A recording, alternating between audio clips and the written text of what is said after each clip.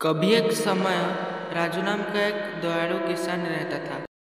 उसके पास एक छोटी सी इपड़ी थी जिसकी छत सूखे घास में बनी थी।